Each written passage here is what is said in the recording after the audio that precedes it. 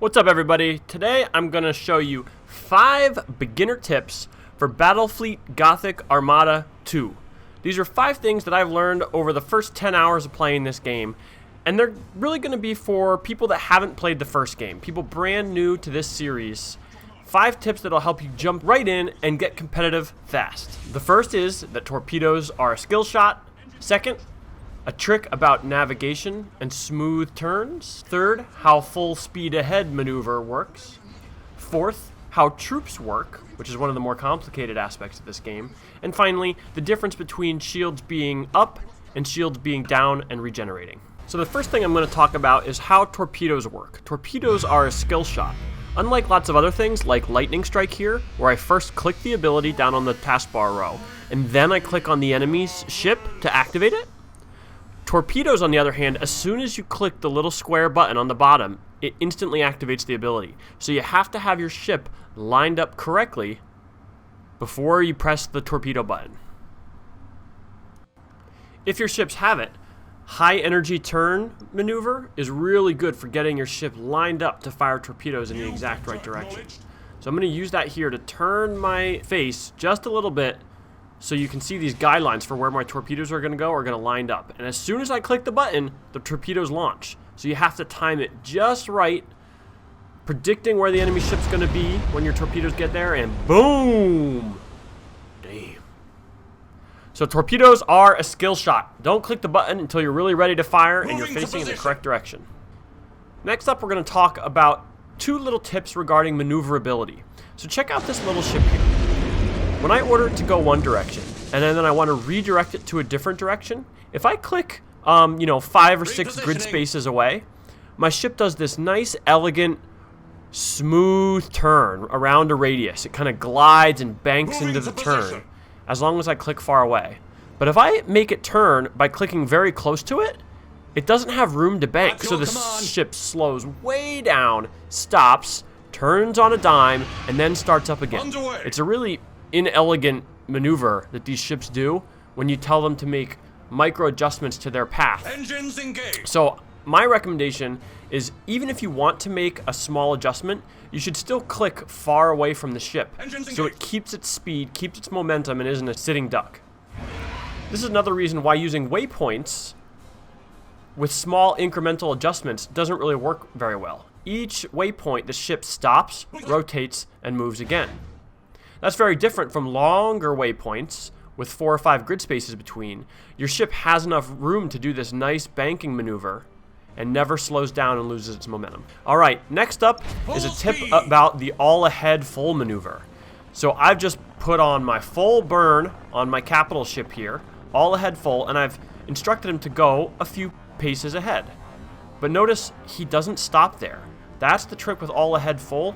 If you have that stance activated, your ship is going to just keep going until it runs out of boost. So make sure you don't forget, if you're using all ahead full to get to a certain destination, to turn off all ahead full and put him back to his normal stance so he doesn't overshoot his target.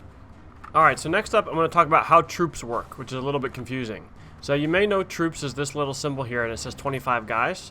But one thing you might not notice is that the troops number 25 is the number of troops available at each step. So what that's talking about is these 3 little pips here. We got 1 step here, 1 step here, and 1 step here. So this ship actually has 75 troops, 25 at each step. So the enemy using assault actions would have to get rid of 25 in the first step, 25 in the second step, and 25 in the third step to turn me into a drifting hulk. And here's the thing about troops. The number of troops is a purely defensive statistic. This number here, how big that is, whether I have 16 or 25, does nothing for offense. It's all a matter of how I defend against the enemy's assault actions. To where we are needed. So that leads to assault actions. This ship here has the lightning strike, which is kind of your base assault action. It also has a boarding action.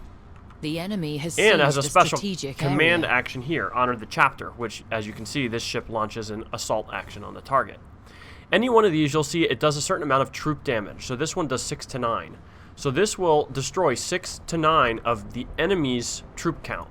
Once your troop count is dropped below the first pip to the second pip, you take some debuffs. I think it reduces your critical damage. Ooh, let's get some interceptors out here to fight against these enemies. They'll do some battle in the air. So now I've got my turrets shooting them and my interceptors shooting them. Lightning Strike says a ship protected by an active shield cannot be targeted with this skill.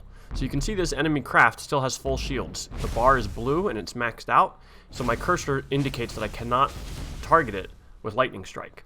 I have to get the whole blue bar down, which means destroy its shields. One thing that was confusing for me at first is when the shield bar is purple.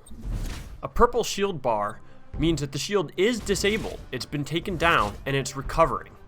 So you take the whole blue bar all the way down to 0, then the bar will turn purple and slowly recover. But while it's purple, the shields are still down, so you can still target with Lightning Strike. Okay, shields are down. Now you see my cursor changed, and now I can use my Lightning Strike on him. The shields are still down. So see, the shields are recovering, but they're inactive right now. I am listening. So I can go ahead and use my Lightning Strike. Strike quickly, brothers. And look, it took his whole first pip down, his whole second pip down, and got him down to 3 on his third pip. Did a total of 8 troop damage to him. So this one will do 12 to 18 troop damage. Enemy in sight. Once I get in range here. Let's see what happens. So launching these boarding craft. Boarding caused critical damage. Look at that. We blasted his morale, took 15 troops, started a fire, and destroyed a whole bunch of those troops. At your command. He's done for. We'll finish it off with another assault action.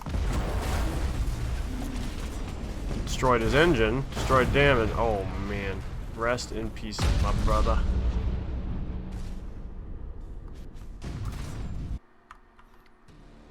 Damn it, my torpedoes are gonna miss. Did you shoot them? Yeah. Look at your guys on the right side of your flank right now. Oh. Oh, you should have told me. I have a stealth guy Enemy in there. sight. Oh shit! I almost would have hit him.